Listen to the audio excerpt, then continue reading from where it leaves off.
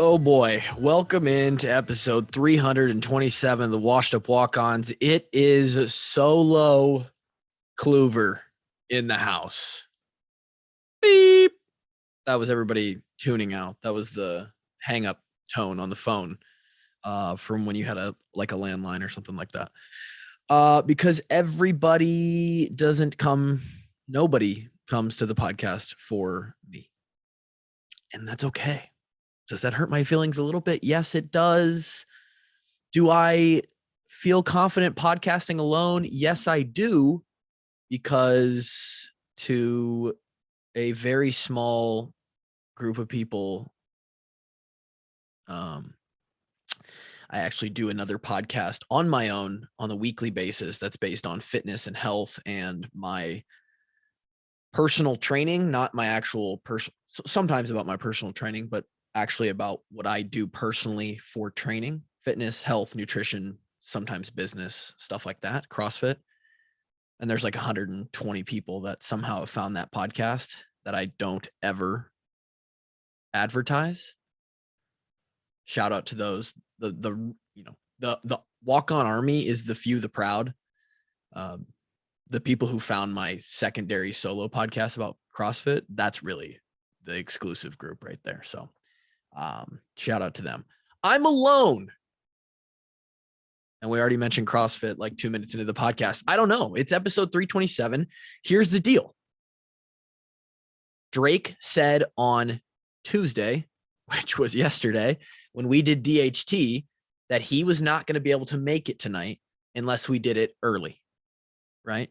Because I have been embezzling money from the Washed Up Walk-Ons LLC and using all of it to go on vacations. That's a joke for those that aren't a part of the Walk-On Army. My work week was condensed, contrary to popular belief that Drake and Kevin will peddle the narrative that I don't have a job and I don't have stuff to do. I actually do. So my work week was condensed to Tuesday, Wednesday, Thursday this week, which means that I was not able to record early with Drake. Drake bounced on the podcast, bounced on this episode, because he's a cool kid and he's got rich, famous friends, mainly George Kittle and all of that gang, which happens to be a entire squadron army of tight ends this weekend. As you all know, fans of Iowa, fans of George Kittle, the highest paid tight end in the league right now. By the way, I did the math on that one. George makes something like $17,000 a day. Something like $26 a minute or something like that. I'm going to redo the math just because it's absolutely absurd. 15 million a year divided by 365 comes out to $41,000 a day. $1,700. That's the figure I was looking for. $1,700 an hour. $28.50 a minute. So I'll just take a second to realize that is ridiculous, absurd. I mean, I can't say he doesn't deserve it, but god damn, pro sport, football, MLB, NBA money is absolutely insane. And granted, he is one of the top paid guys in the league. He's the top paid tight end. As I mentioned, the NFL or maybe Pro Football Focus or somebody dropped the highest paid guy at each position in the league right now as of last week. 2 Hawkeyes on that list. Brandon Sheriff, I believe, was on there as the highest paid guard. I think they only did guard tackle. I don't believe there was right tackle, left tackle, right guard, left guard. I think Brandon Sheriff is the highest paid guard in the league right now because he just signed a new contract last year. Kittle signed his contract last season or whenever that happened for $15 million a year. And that's pretty cool. Hawks making bucks. Okay. What are we going to do on this podcast? Well, let's get to the other portion of this show. The other guy who's supposed to be here with me and save me from the solidarity that is a solo podcast. I think you have to go back to, I mean, Jesus, it would be a long while. I know, like, episode 5 is, or not episode 5, episode, oh, we got a question for the show. This is what we like to see. Twitter questions coming in, possibly on the Discord as well. And we'll get to those in a second. Kevin left me. Don't know what he's doing. Wednesdays are often days where he doesn't show up because he's on a business dinner and he's using the company's card to buy ribeye steaks for him and doctors. And that is nothing to be ashamed of, nothing to really make fun of. I'm jealous. So Kevin's eating steak with doctors. Drake is at the opening night / dinner / party of TEU.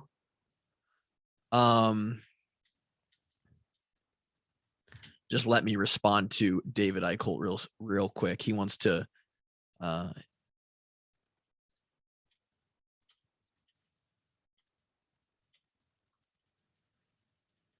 this is, if this doesn't get cut out, then this is that cool stuff that you're getting on the Solo Dolo episode.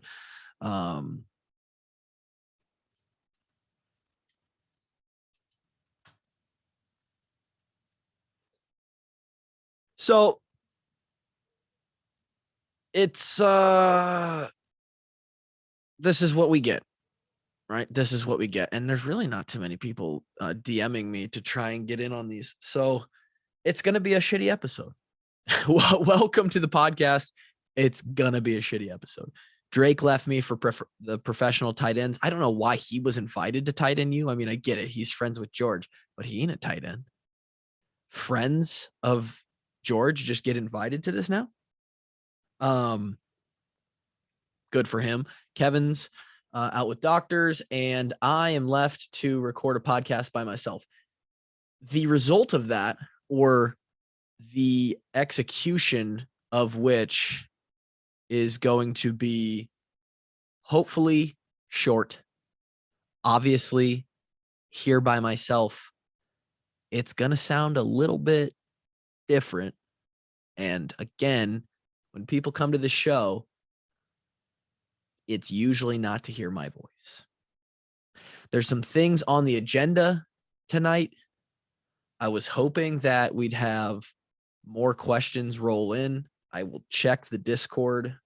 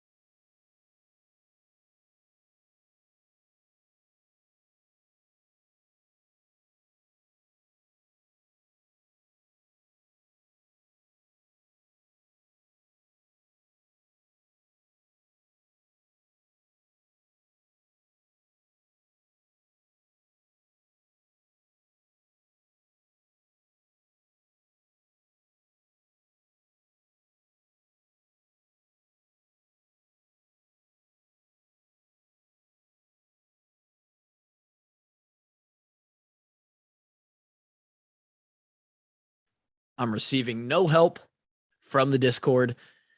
One help message from the Twitter. We'll check again.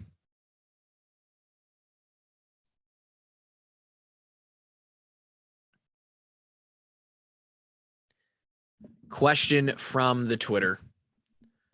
And we'll get into a few of the topics that I have here in a second, which would be way more funny and interesting if they were talked about between two people. Question for the pod. Which school that you guys played against treated you the best pre and post game? Which one was the worst? Also, which coach treats players the best on recruiting visits? What do they show you? Decent question.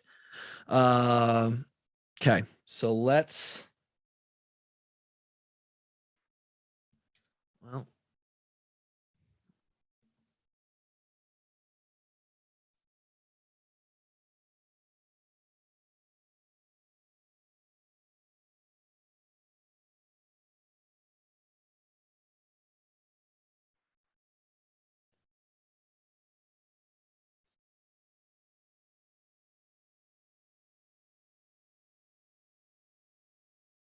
we actually might have David Eickholt joining the show for a few minutes to come and save me.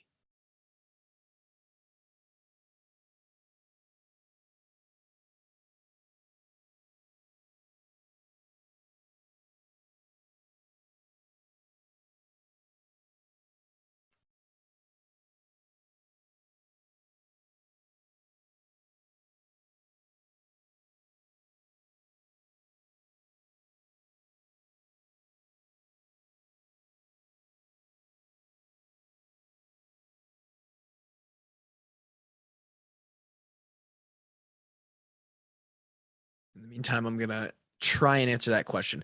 Which school treated us the best and treated us the worst pre and post game? Good question. I think we've probably touched on this before. It's actually funny. And this was sort of weird. It was like talked about before we went on the trip. My first year, and then a few years after that too, it kind of just became like, this is what they do. Nebraska has this really weird like set of fans. I don't think it's the entire stadium, but that corner that you walk back into, it's this, you kind of walk underneath the several kind of Harry Potter looking stairwells that are going up into the stands to get back into the, the underground of the building where the away locker room is in Lincoln. And you get pretty close on the sides. I think they can actually just walk right up to the edge of the fence that separates the players' walkway and the fans. And the Nebraska fans that were age 40 plus,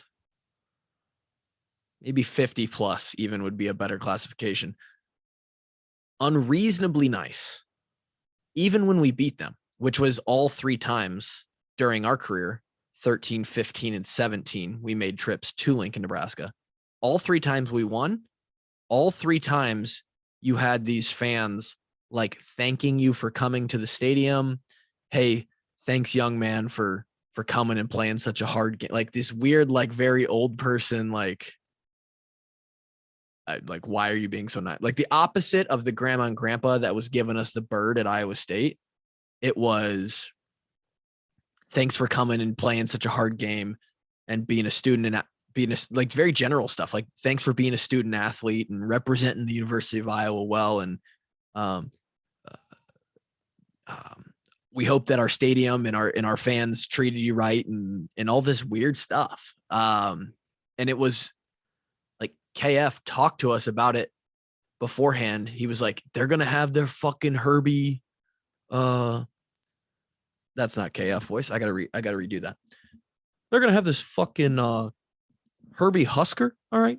And the fucking fans that are trying to schmooze your ass. Okay. David Eickholt. The man. initiated him into the meeting. We'll see if he. Oh, there he is. I can hear something. David? Why can't I? I can't. Oh, There we go. there it is. There we go. My bad. What's up, dude? Bro, how we doing? Good, man. How are you? Well, usually we got our shit under control around here, but I guess the guy with the real job decided to work late tonight, and the other guy decided to hang out with George Kittle. So I am alone for the first time. Tyler, I would hang out with you over George. No, I'll be honest. I think that's I think it's kind of a shit move. I think that's a shit opinion for you to have. For if you had the opportunity to hang out with me or George, I would hang out with George before I hung out with myself. All right, I'll stop down nosing. I mean, obviously, yeah, for sure. He's at the. But thanks for letting me hop in. No, of course. How you been, man? Things have been good, man. It's summertime, traveling a lot, doing some cool stuff, seeing a lot of concerts and enjoying the weather and all of that fun stuff before, the season gets rolling around. So it's all good. Yeah. So for you right now, it's just like purely, obviously there's no like real football to talk about. I mean, you can come up with plenty of stories that are storylines for the upcoming season, but for you, it's probably a lot of recruiting. Yeah.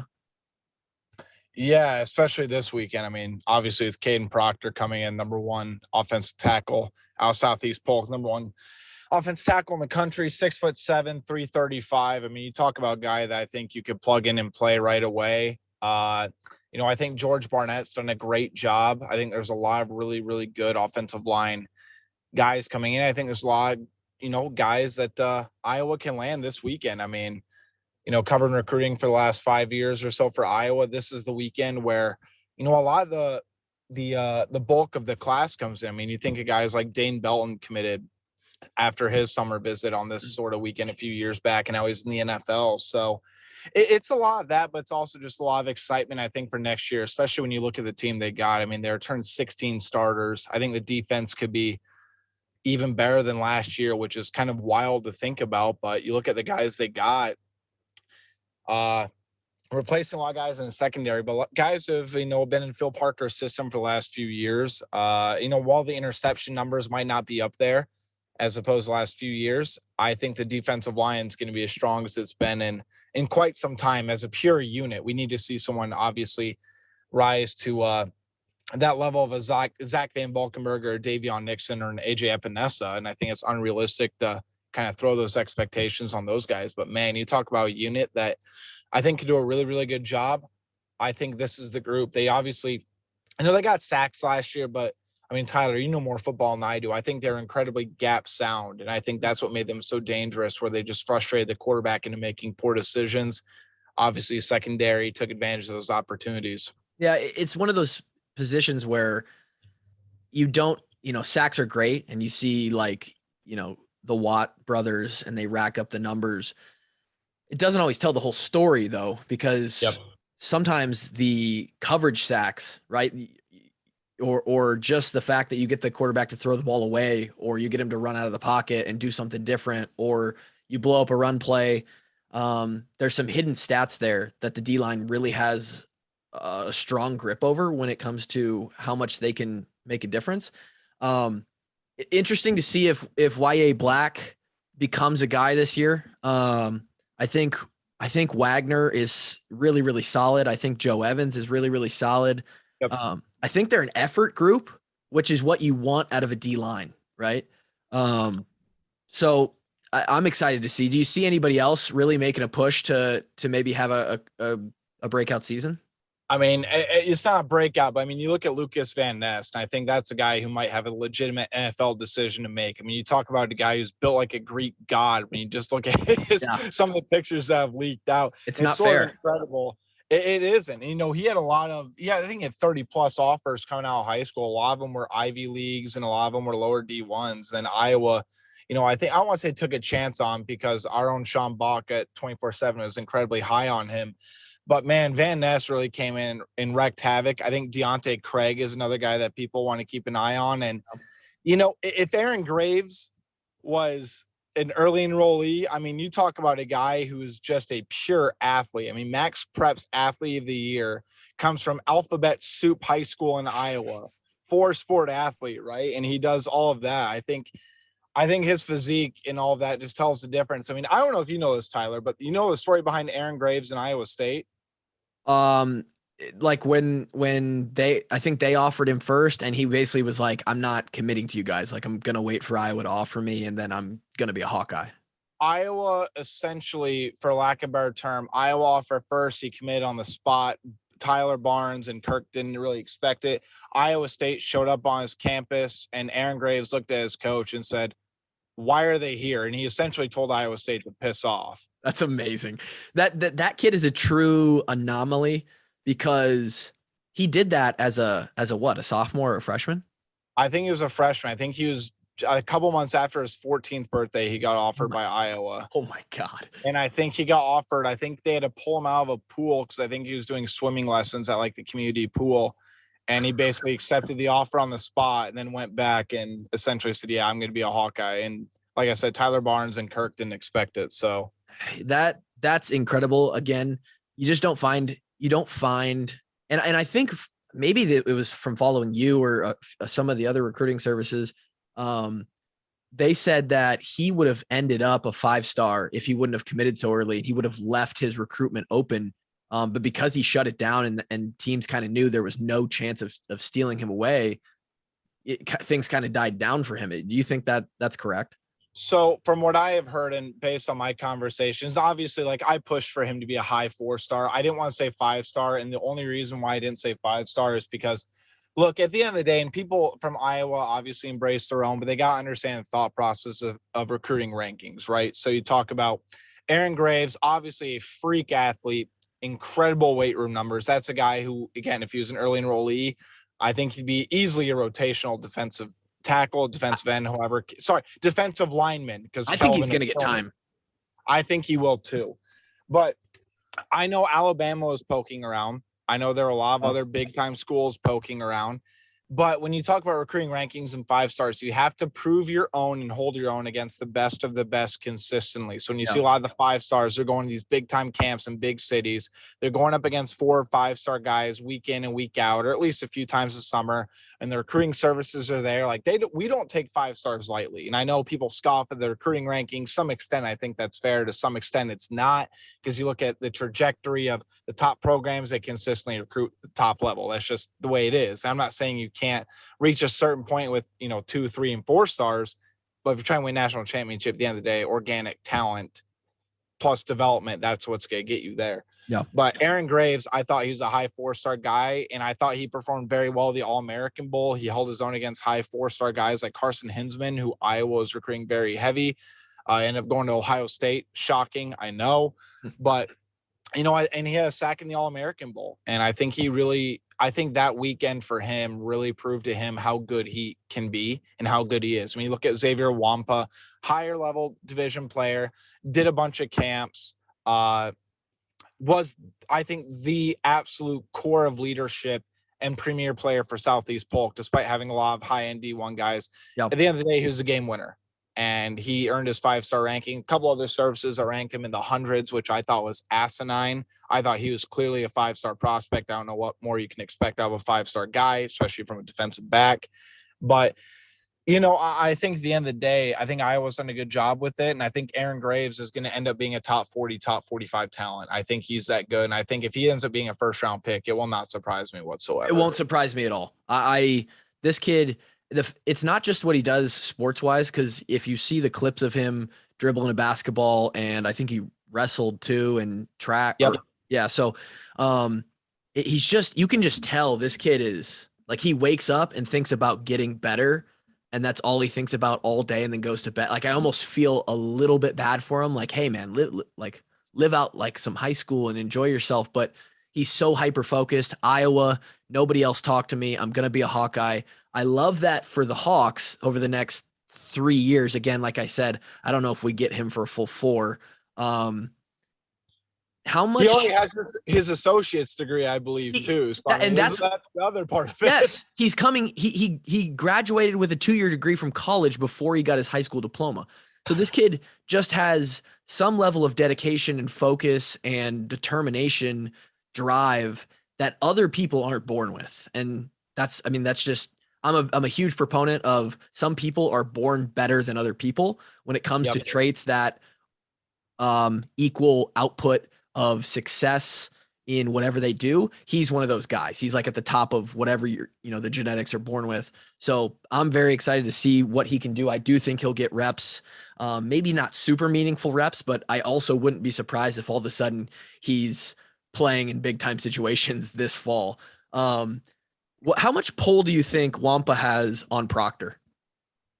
I think it's a decent amount, but I mean, I've said this on a couple of radio shows. I got a radio interview in about 10 minutes. I'm sure I'll be asked about Caden Proctor again, but I think there's a 70-75% chance he becomes a Hawk. I think Iowa's clearly the leader right now. Our 24/7 sports crystal ball is on Iowa. Wampa and him, I think, are extremely tight. I remember when Caden Proctor announced his initial, visit plans, a lot of Iowa fans are freaking out. And I just said, guys, relax. Like, he took an official to Arkansas State. Like, in no realm of reality or any alternate universe had Arkansas State passed Iowa in his recruitment. He wanted to go see Jackson Daly, his high school quarterback, wanted to go have a good time, maybe see a new area he never seen before. And I think that's what the official visits are about. And I've told people, hell, dude, if I had 5 visits to go take somewhere, my ass is going to Hawaii. I'm going to Miami. Yes. I'm going to UCLA. I'm going to New York, right? I mean, you're going to places you might never have been able to get to before. So right. I think if there's one school Iowa fans could stomach losing Proctor to, it's Bama. Like, at the end of the day, people can be frustrated. Bama's Bama. You get national championship. You're going to be drafted in the first round. Yep. There's things like that everywhere. But I've also said, if Proctor goes to Iowa, for example, there's no school in the country that can offer the NIL package that Iowa does, because even if he's a 4th string, guess what? He's a hometown 5-star kid who ended up wanting to stay at Iowa. Well, I've heard some things. I'm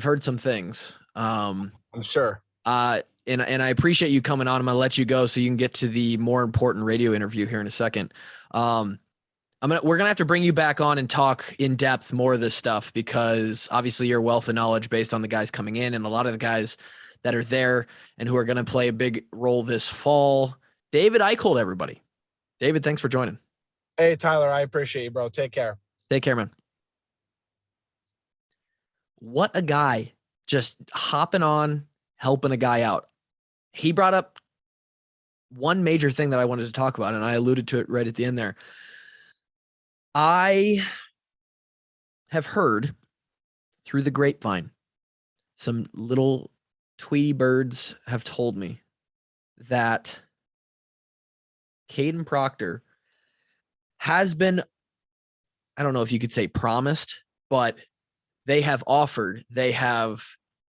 at least said that and this is Iowa, this is the Iowa Hawkeyes, the University of Iowa, the staff in Iowa City at the Hanson Performance Center,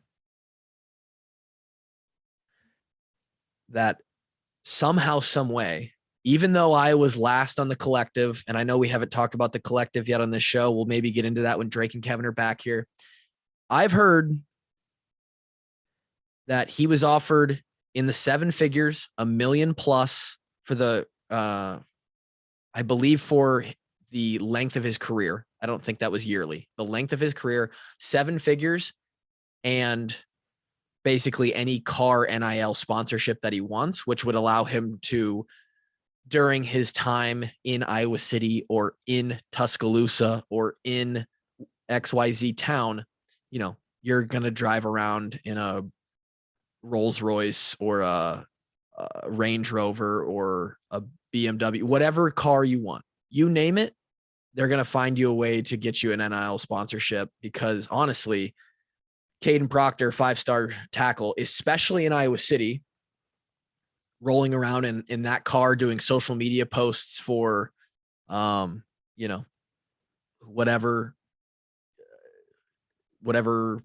dealership is out there.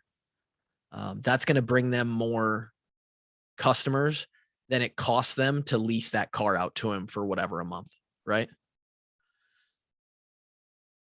I have heard that Iowa has matched, has again, I don't think promised him the 7 figures and the car, but they have said, if if we can get you to come here to Iowa City, we will work towards matching in some way that 7-figure deal and a car sponsorship.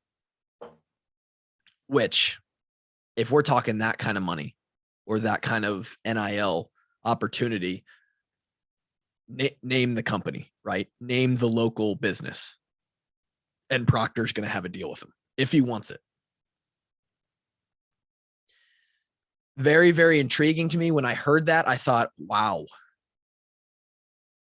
where is Iowa getting this money? First of all, is this money also going to be part of the collective, whoever this financial backer is, or are they just interested in Proctor? How long now that NIL has been a thing? I'd love to get Tyler Barnes. Yeah, he's never going to talk to us about it, but I'd love to get somebody from the inside or someone with more knowledge, because NIL stuff went into effect June 1 of last year. We are 386 days into NIL opportunities. And I think it took, there was a couple months in the summer, people started coming out with oh, we're doing a local burrito sponsorship, whatever.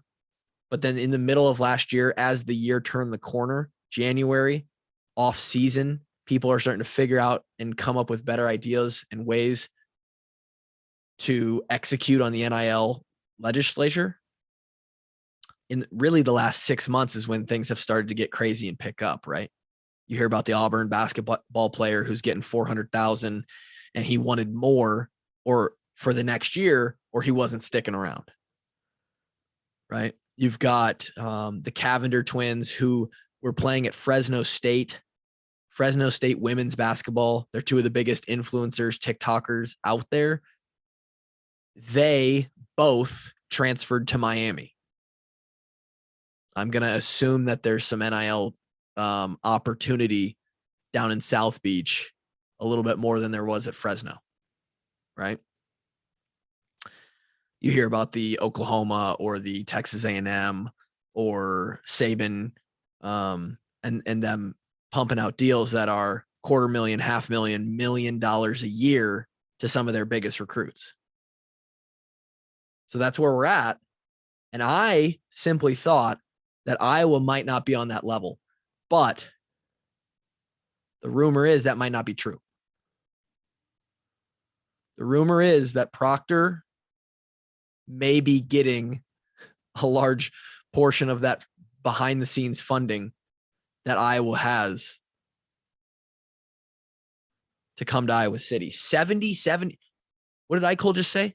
70 or 75% chance that he ends up a Hawkeye. I think that I mean, he would know better than me, right? He talks to the people and that's his realm. That's his job. That makes me feel great. The fact that Wampa's there is great. Right? Sometimes as a young kid, you don't want to be, I mean, this is young kid, fuck young kid, anybody. Right? Sometimes as a person, you're scared to be the first. Sometimes it's cool to be the first. And it's not like Wampa was necessarily the first. We've had Tristan, we've had AJ, we've had big recruits come in. But if Wampa goes somewhere else, what does that do to Proctor's mindset? It's like, well, they would have been talking. I really like Iowa City, but XYZ, I think Notre Dame and Ohio State were Wampa's other two. I'm going to go to Ohio State because of of how good they are year in, year out. I'm going to go to Notre Dame because of the tradition or the NIL or this, that, the other. And then Caden Proctor looks at that and goes, damn, Iowa was right there for him. But now I'm not, if I go to Iowa City, I'm not playing with Wampa. And what does he know that I don't?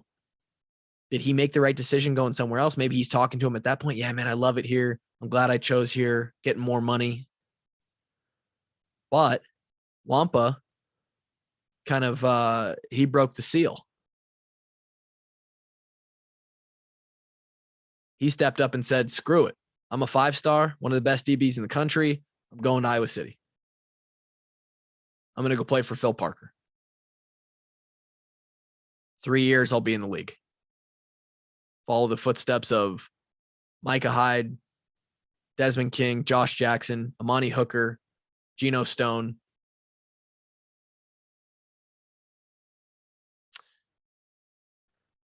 It's interesting stuff, man. I definitely think it persuades Proctor a little more. And the way I see it, he's down to Alabama and Iowa. He's announced his final 2.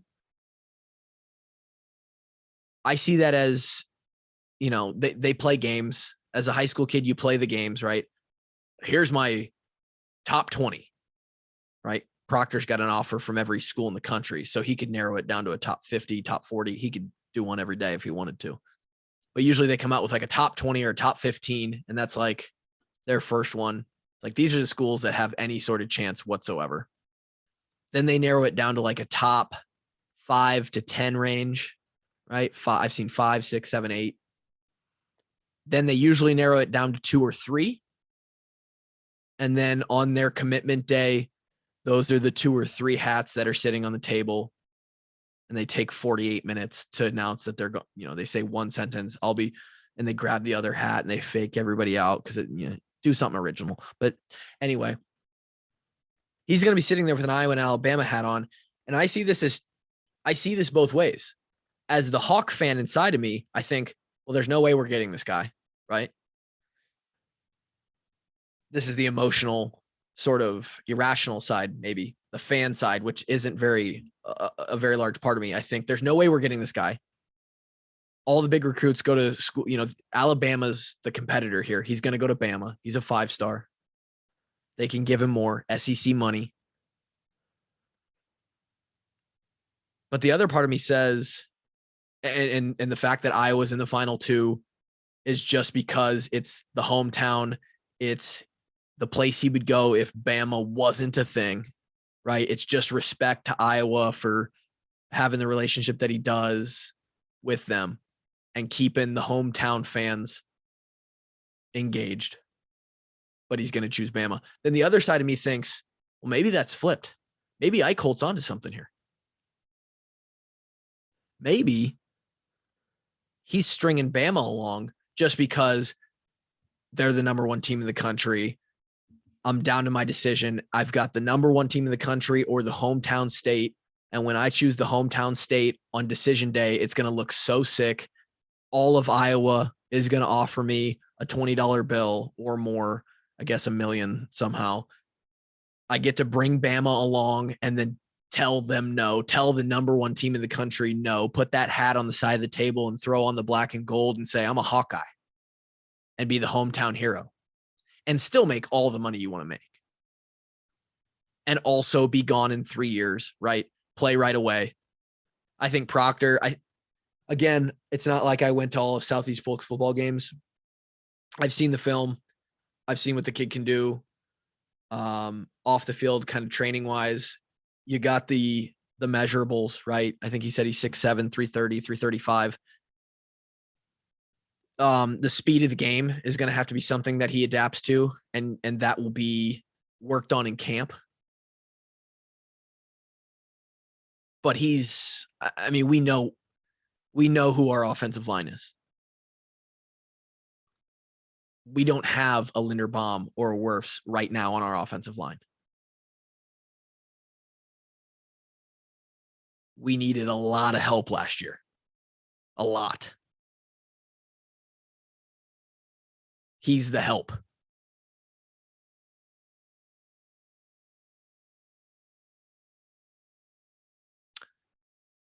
Plug and play.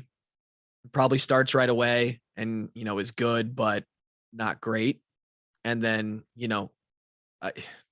if he's like Tristan Wirfs or Lindy, he's pushing All-American status, all Big Ten status in his second year. And then his third year, his true junior season, he balls out. He's an All-American. He's up for the Outland Trophy or the Remington Trophy. And he posts in December, hey, I'm not playing in the bowl game because I'm going to pursue the NFL. And he's a first or second round draft pick. That's how this goes. So actually set that expectation now for when he does commit to Iowa, because that's all we're getting out of him. But 3 years of Caden Proctor is better than 0 and watching him in the crimson.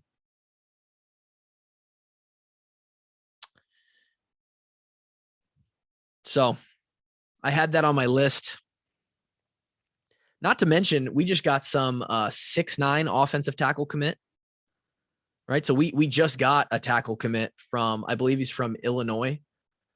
There was a video of him doing like agility drills by the silo on his farm. 6'9". That's dipping into the Wisconsin pool of recruits right there. Wisconsin's offensive line is always stupid big. 6'7", 6'8", 6'6", 6'7", 6'7". They're just so goddamn big. 6'9's almost too big for me. I'm like, can he move? I saw the kid. I saw him running a little bit, but we're going to put weight on him. Kid needs an extra 30 or 40 pounds, right? Or he's going to gain weight and muscle, and we need to retain as much speed and quickness laterally, specifically if he's going to be a tackle. There's a lot of fast defensive ends. There's Aaron Graves out there. That kid's stupid, insane. Everything he does. I bet if he play, I bet he knows how to play chess, and I bet he's great at it. He's that kind of guy. We also last week got a 4-star running back commit from Florida, Ladell Betts, doing his thing. I talked to Tyler Barnes. I was at the special teams camp. If you aren't subscribed to the Patreon, patreon.com/washedupwalk-ons, you can hear me tell 2 pretty good stories from my 3.5-4 hours at the Iowa football facility the other day. One on how Coach Woods announced me in the midst of basically all Americans or all Big Ten performers when announcing who was coaching the camp. And then another one, conversation between me and Tori Taylor. Great content, $4, $8, or $12 a month, which goes to the children. The walk-on fund, NIL fund, keeps our show rolling and also gets you access to merchandise discounts, which we're always, on a every 2 or 3 month basis coming out with something new, in which you're going to buy it because it's sick. It's Hawks by a million, and you're going to save the money that you spent on the Patreon subscription anyway. The money going to the children is enough. I don't know why I even signed up yet. But Ladell Betts, man, doing his thing. That's after we just brought in, I believe, he was definitely a 3-star. He might also been a 4-star. I think his name is Jason or Jazian Patterson or something like that. Where's David when you need him? We just got a guy from Florida, a running back, that had way more starts than we did. Had infinity more starts than this podcast had. Especially tonight. So, all fun stuff.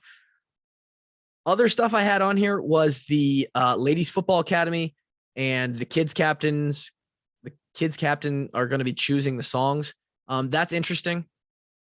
Sort of a cop-out so that they didn't have to make a decision and then get shit on, I think. It's like, oh, we'll let the kid. It is cool for the kids to decide. But what if a kid wants black and yellow?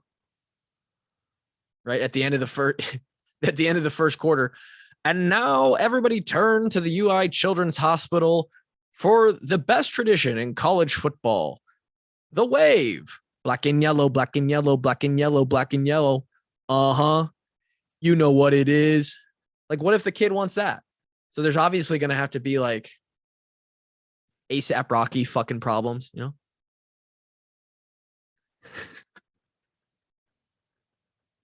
Eminem. And like one of his songs that talks about beating women or something like that. Kids just bumping in the middle of the fucking field. Till I collapse. I'm spilling these raps. So I guess there will probably be like 4 or 5 songs that are safer than the Washed Up Walk-Ons podcast and have some sort of connection. If Dallas Jacobus' song isn't one of them, it's bullshit. Total bullshit. From what I've heard, the experience at the 10th and final Ladies Football Academy was incredible. That's what I've heard from every Ladies Football Academy experience ever. Which is why it's a little confusing that they are no longer doing it. That seems like something that, and I know that Mary Ferentz runs it, so maybe she, like, that's a lot of shit to do, right? And she's already doing a lot of shit. That kind of seems like something that,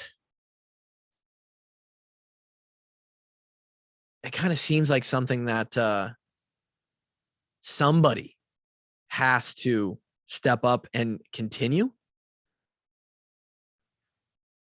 We've had multiple people ask, is this something the walk-ons could take over? And while we appreciate the consideration, I don't know if, first of all, the Ladies Football Academy and the University of Iowa want to attach themselves to our brand.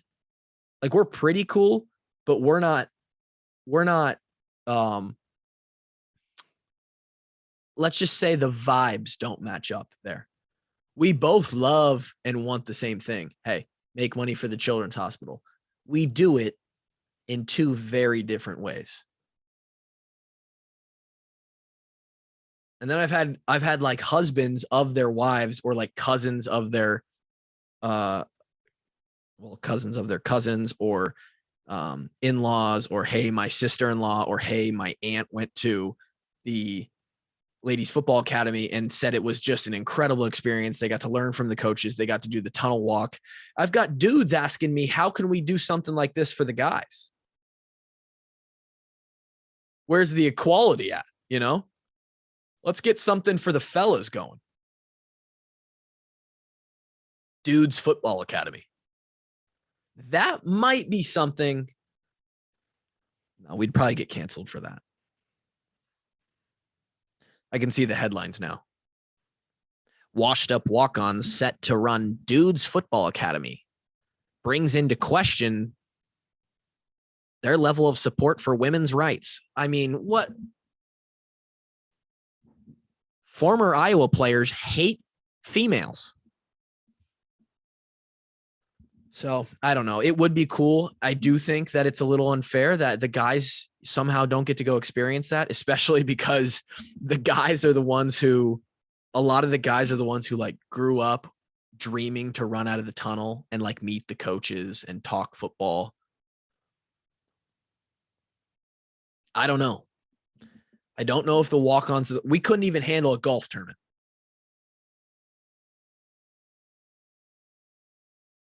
Couldn't even handle a golf tournament. So, which I've also been asked about. If you haven't figured out, it's June 22nd and no golf tournament happening. We dropped the ball on that. Really, a couple of the courses dropped the ball. Next year, pretty sure that's going to happen, though. Demand for the golf tournament, the Washed Up Walk-Ons golf tournament, through the roof. Might have to up the registration price even, because people will pay for it. And we can only let in 18. Let's do some fucking math. I didn't take math in college. 18 times, let's call it 5 a group. Fuck it, call it 6 a group, which is a little tight, but we'll do it.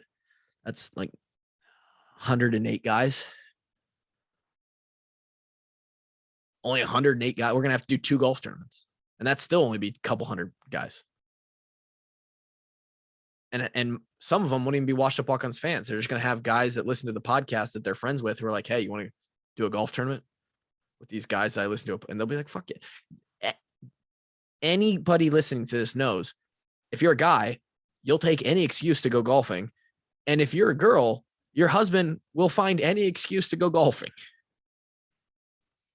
So that's going to be a big hit. And we really need to figure that out, because that would actually bring in some decent change for the old walk-ons NIL fund and the kids. But you know, it's us 3 assholes and we don't have our shit together. Clearly, because I'm here talking to the microphone by myself. So Ladies Football Academy, golf, kids captain choosing the song, couple of the commits. Yeah, $1 million for Kate. This is all stuff that I was talking about. I had a few other big things that I wanted to talk about with my friends on the podcast.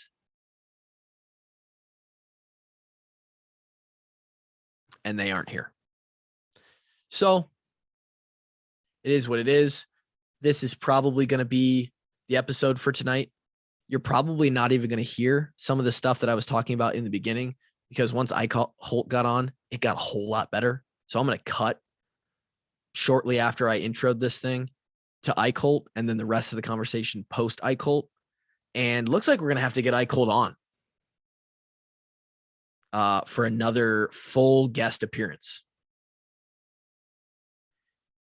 And that is about it. Again, patreon.com/washedupwalk-ons if you want to get on the exclusive weekly podcast that's called Dickhead Tuesday. It's where we rarely talk about Iowa football. We go over the crumble flavors of the week, the ice cream, the Jenny's ice cream flavors that we're eating, the Johnny Depp trial, the whatever you want. Drake hanging out with Kittle at a bachelor party this past weekend, me going to the Ozarks, funny stories that dive a little bit deeper into our personal life, more of a lifestyle podcast. You get one of those per week. You go from, call it 8 or 9 episodes of the podcast a month to 13 or 14.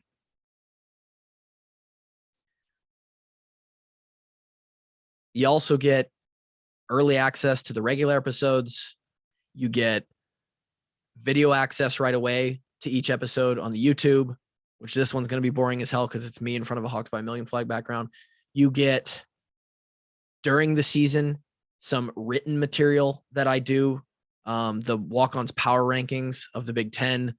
You get discounts on our merchandise. You get access to any exclusive Patreon merchandise. So we do t-shirts over there that are only available to Patreon members. Walk On Army. Oh, and by the way, half of your donation is going to the kids or the Walk On NIL. Sounds like a great deal to me, if I'm being honest. I'm going to leave it there. I'm not going to drag this out. Some of you probably think I already have. I will save some of those bigger topics that I had for the next episode, which I will be doing from Indianapolis. That's going to be interesting, editing on my laptop for the first time. And we'll leave it at that. Thank you guys for listening so much. We will get David back on. We've got a couple other guests that, again, scheduling is a bitch, but we're trying to get them on. And we're going to wind down this summer. We are dangerously close, 2-3 months away from Iowa football, like a little in between there. Shit. Kinnick's going to be rocking. Let's go. Hawks by a Million. Hope everybody has a fantastic rest of your day, evening, night, whatever it is. We'll talk to you in 328. I love you. Peace.